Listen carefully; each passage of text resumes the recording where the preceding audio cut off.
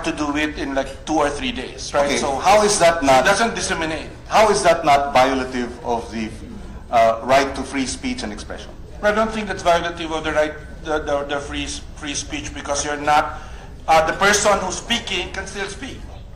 But what you're stopping is the means of propagating it.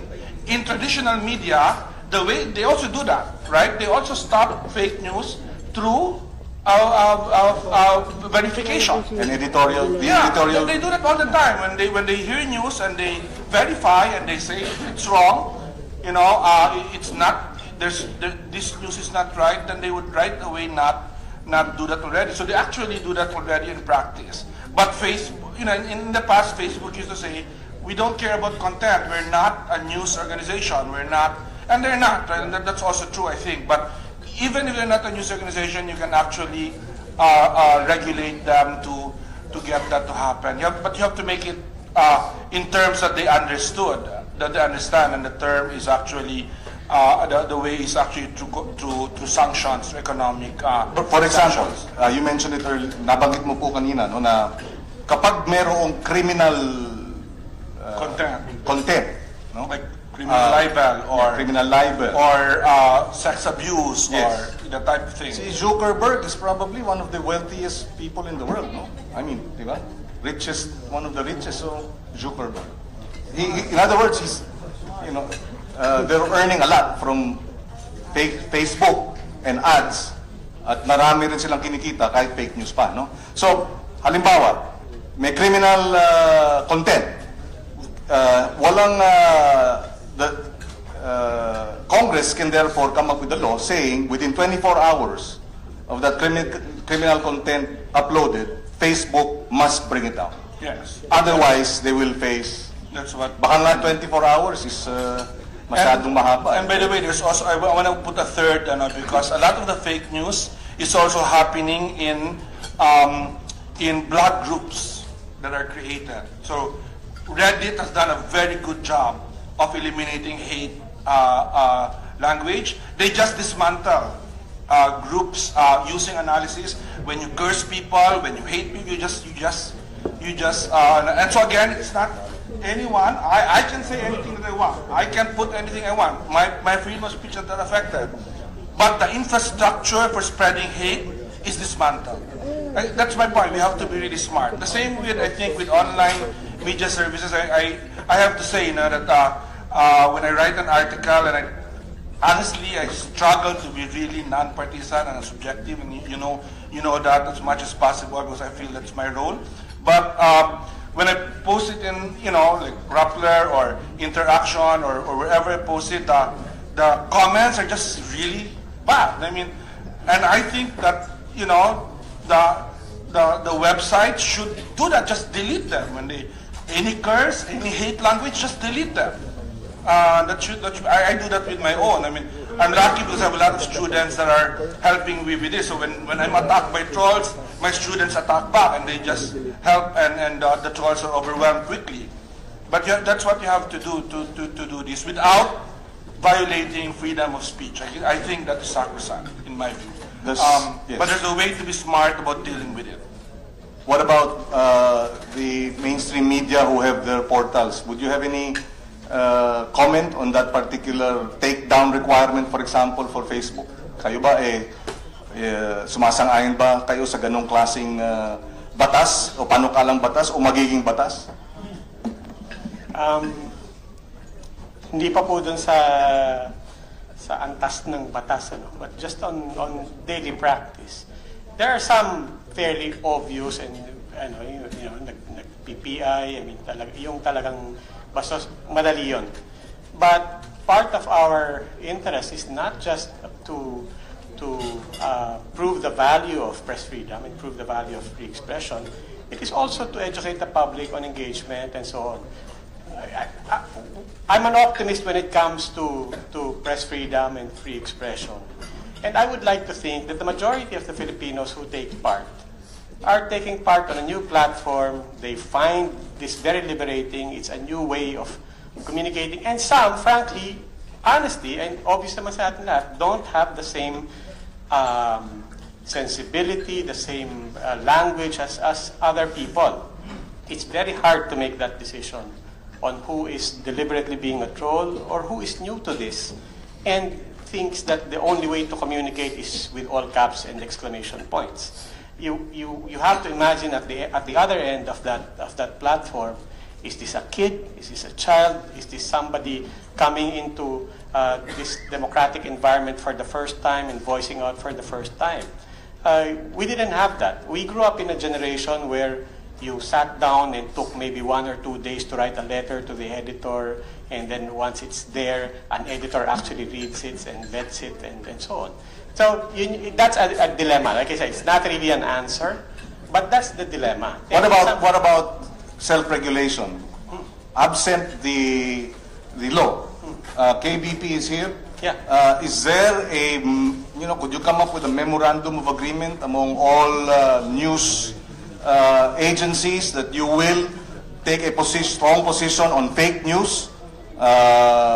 This is of course self-regulation. You can say, no, we don't want to take a strong position on fake news. No, we do take a position on self-regulation. We subscribe to self-regulation. Meaning a strong position on mainstream media saying we will come together and we will come together, unite, coordinate efforts on opposing and unmasking and taking down fake news. Possible ba yun? Is that in the realm of the possibility? Mr. Senator, this is always the dilemma for us.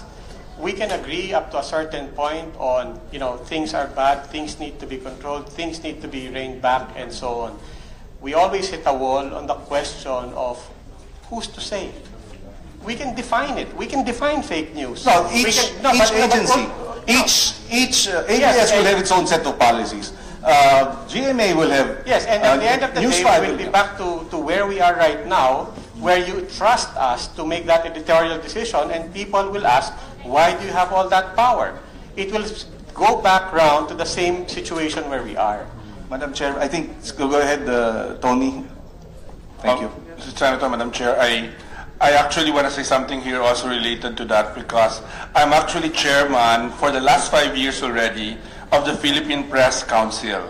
The Philippine Press Council is the print media self-regulatory system for the right of reply, purely for the right of reply, and only for print media.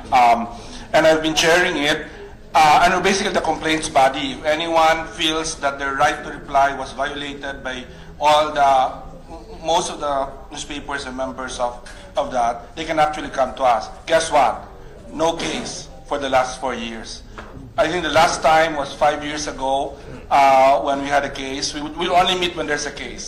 So there's no, and usually the cases before have always been about space. You were talking about that earlier, Madam Chair, that most newspapers would print the reply, but they need it to be shorter. So Dean, are you saying that for the right of reply, we don't need to legislate that? No, you definitely do not need to legislate that. We don't need, so you're not in favor of legislating that? Yes, I think a self-regulatory mechanism. Why? My initial position was, we don't need to legislate because I don't want to tell media what to write. Diba? Kasi diba, even, actually, Mr. Alampay, thank you for always being in our hearings and presenting views candidly. But we don't want to over-legislate. But is there a need for that? Maybe now we do, because there's some people who are not given the right also. Maybe in your particular paper, they're given the chance, but maybe in others, maybe not. No, but the Philippine Press Council is industry-wide. No? It's part of the Philippine Press Institute and like a substitute. So I'm just saying that it didn't seem to be a problem in terms of print media. But my point was that usually the restriction to the right to reply is more about the space, because it's an editorial decision of what to put, and you don't really want to intervene with that.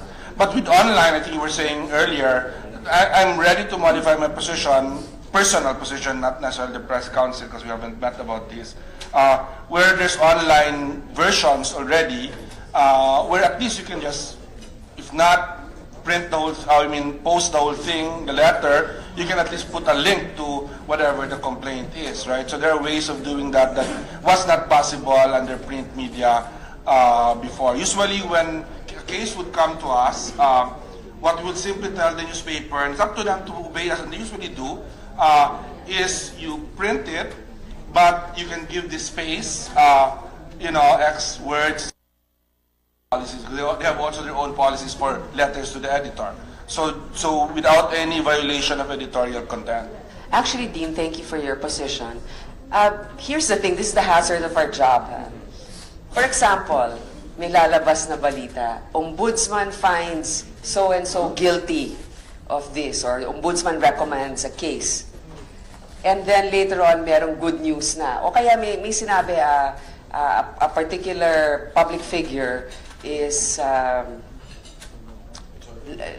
let's say, failed to pay the BIR taxes or showbiz personality. Yun pala mali. Kunyari front page yung una, biglang ang correction na lang nasa page 8. Di ba? I mean, yun talaga. That's the price of being in the public eye. If you're not news anymore, you're there. So you can also understand the frustration. This is where your power is. You get to decide where to put it, how much attention is given to it. That's why it's important also, because these onlines, we can have our own site that will do the correction and we'll put it in the front. Diba? So mga ganon lang. But anyway, we'll continue. Senator Pangilinan. Yes, I have a few more. And just want to add to the Facebook discussion. I think it's important to give a background on how Facebook has changed the way we consume news.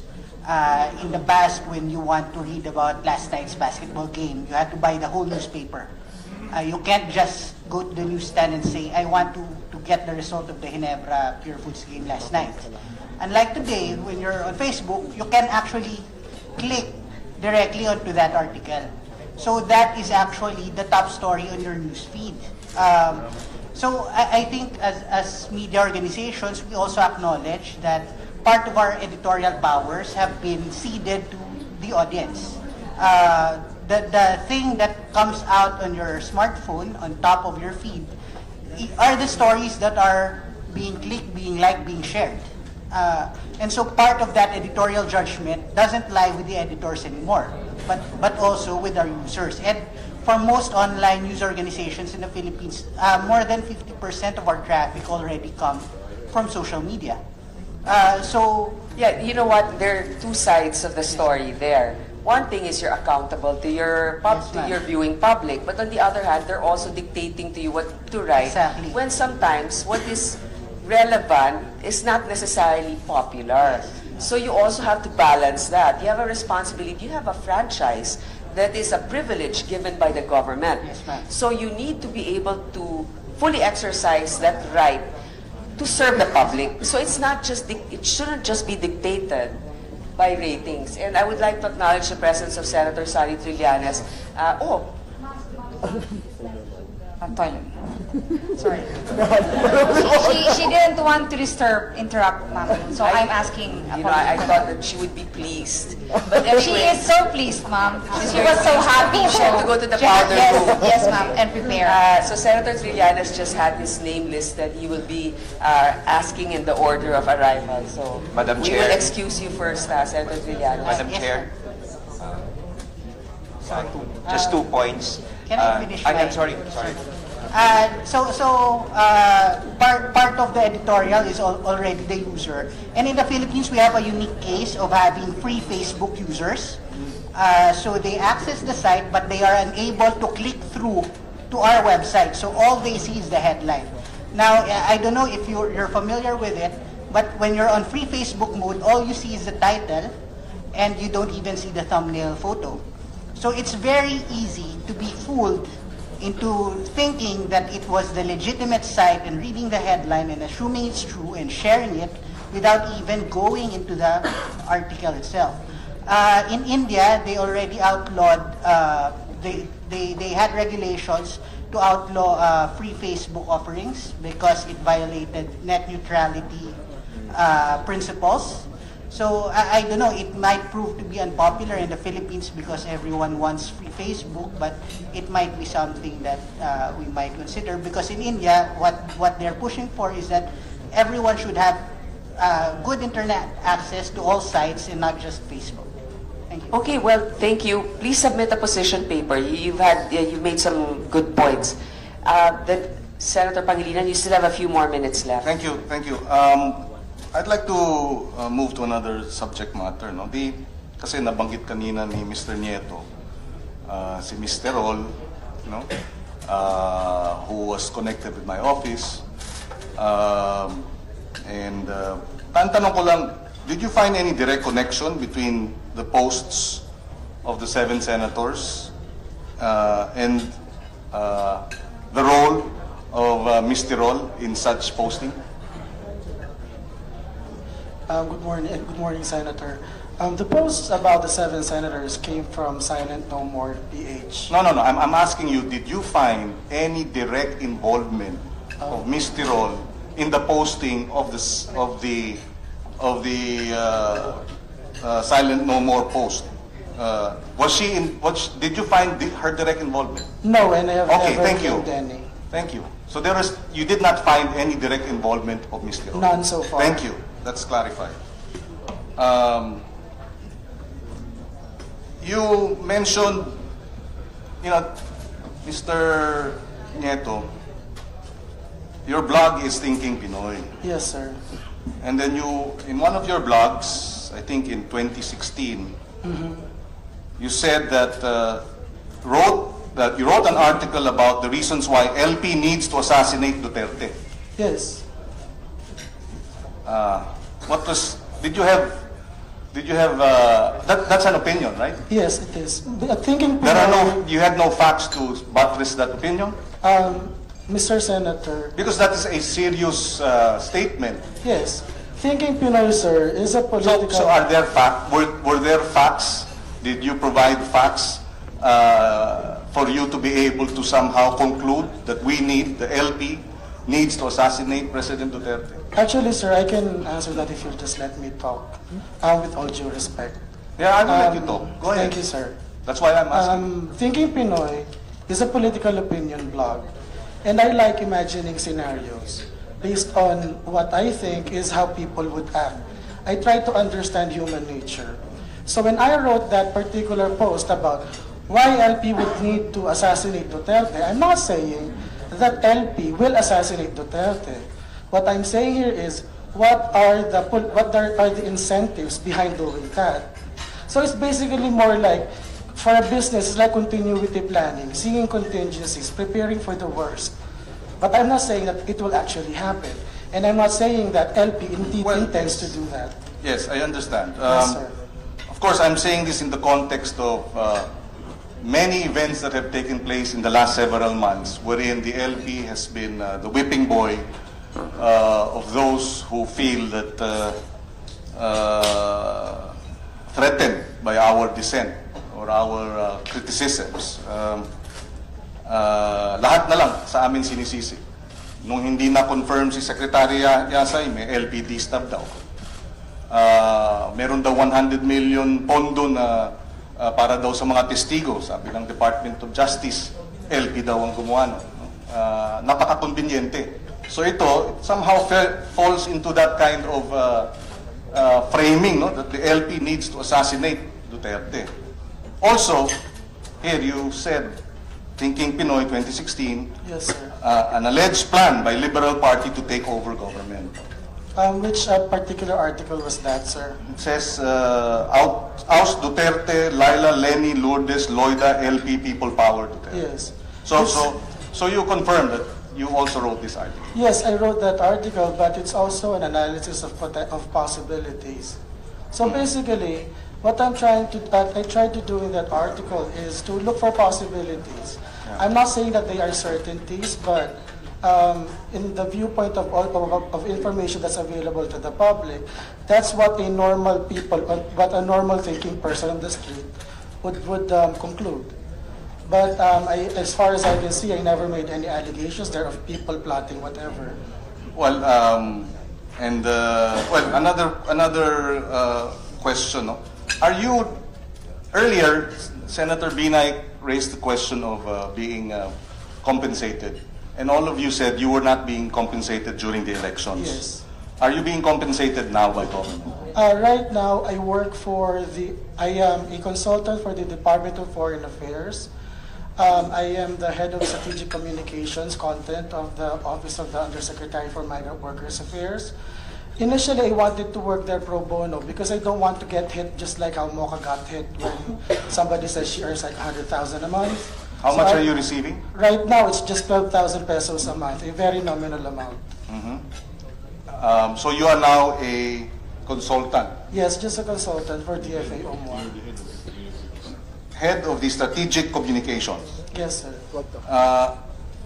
So in the same discussion earlier, you are now a consultant working in government, Yes.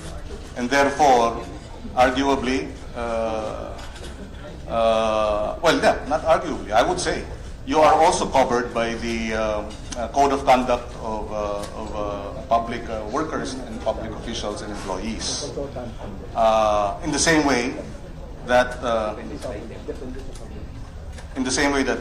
ASEC Uson is also covered by the code of conduct. You're receiving 12,000 pesos a month as a consultant. Do you have people under you? No. So you work on your own? Yes. Okay, so you don't have any, do you have an office? No, not really. Okay, so you work, So basically what happens here is I just help communicate the updates of the Office of OMWA to my OFWs, and that's it. So yes, okay. Yeah. Now that you are in, you are now a consultant in government. Yes. I would raise the same issues as earlier raised with ASEC Mocha Uson. Hindi na pwedeng vlogger lang na pwedeng kahit ano isulat. Dahil nga head ka na ng strategic communication ng isang sensitibong departamento ng ating gobyerno. No?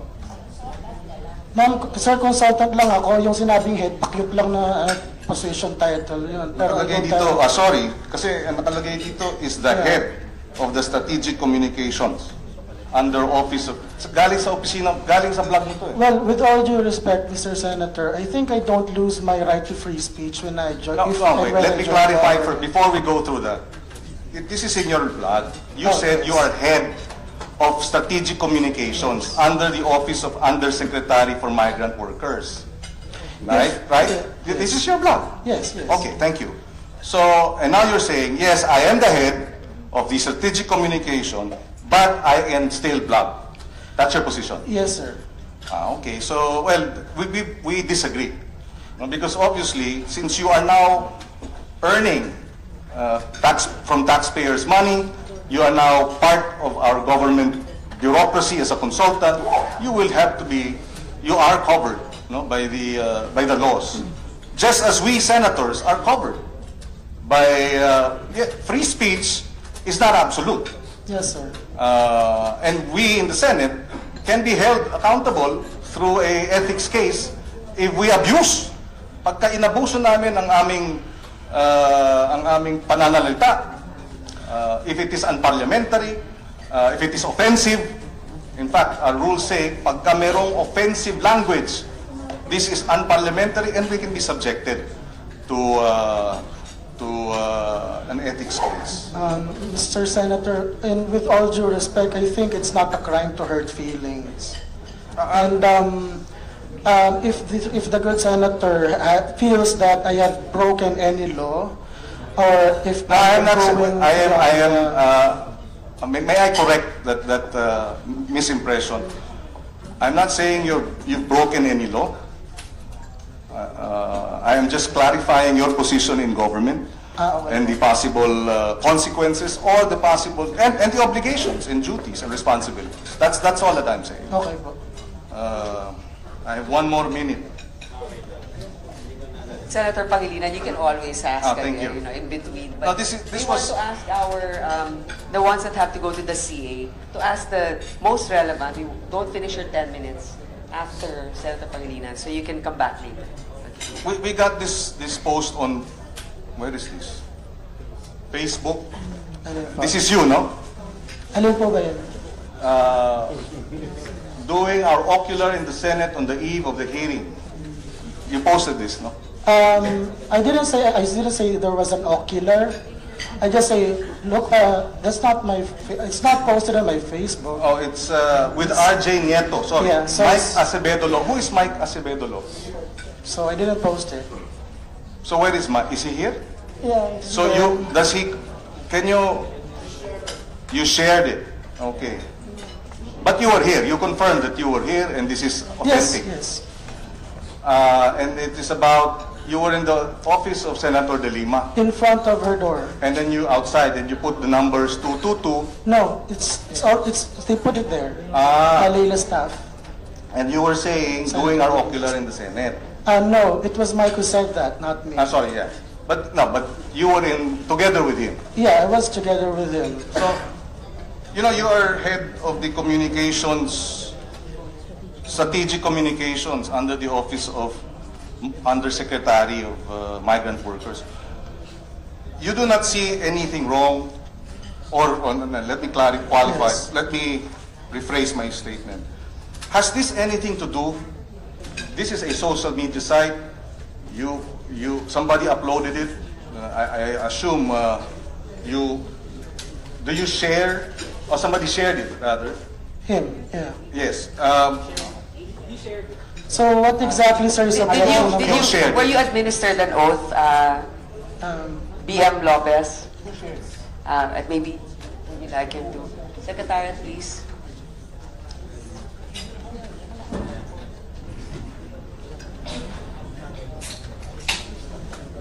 Please, your right hand. Do you swear to tell the truth and nothing but the truth in these proceedings? Thank you. Okay. Sorry, sir. So RJ, Mr. Nieto, you shared this No. in your own page. You shared this in your own page. I was tagged in my page and it automatically appeared. So you didn't share. But I was not the person who wrote the caption. Wait, Franco. All that I did there was to post with him in the photo. So I think I cannot be held accountable for what's written. It appears on your page, though. Yes, it does. Mhm. Okay. So now that it's appearing on your page, you can take it down if you wish. Oh, yeah. Yes. I'm not saying you should take it down, no, but Well, I'm if- just saying you can. Yeah, I can if I want to. And it's also on the Thinking Pinoy. Yes. The thing is, Which you shared. that picture was shared two times. The first was when Mike shared it, and there was the accompanying caption that, ocular. But that's Mike's problem, not mine. Now, for the Thinking Pinoy Facebook page, I also posted that picture. 1 second. And I'll just get the accompanying caption. Madam Chair, with the permission of Senator Pangilinan. Yes, I'm just Maybe- wrapping it And up. the only That's okay. account. I have to leave because for the CA you can continue. Madam Chair, we just ask to be excused for 10 minutes. We'll just vote on this commission appointments, and I'll be right back. I speak for myself only, Madam Chair. Madam Secretary. Is your vote important, Senator? This is on the confirmation of Secretary Simato, Your Okay, Honor. go. Hindi, ano yan. I have to go also in a while. Okay, Senator Cynthia would like to ask one question. I think, ma'am, he won't yield. He'd like to. No, I can yield, but he hasn't completed his Yes. answer. Your answer. Yeah. Just to complete his answer, then I will yield. On October 3rd, 10:01 a.m. Yeah, when is October 3? I think my phone is still using New York time. So anyway, wait, don't coach me. All right. I posted the picture, and the accompanying caption is, "When you see it." It shows a picture of me in front of Senator De Lima's office. Oh, there. So I don't have to describe it anymore. All right, the next post will be, "Oh yeah," and that's it. Now, if I think that I am entitled to free speech and I am allowed to express my political ideas, and if anybody thinks that there's something objectionable about that, I think they could just write a complaint, send it to me, and we'll talk about it.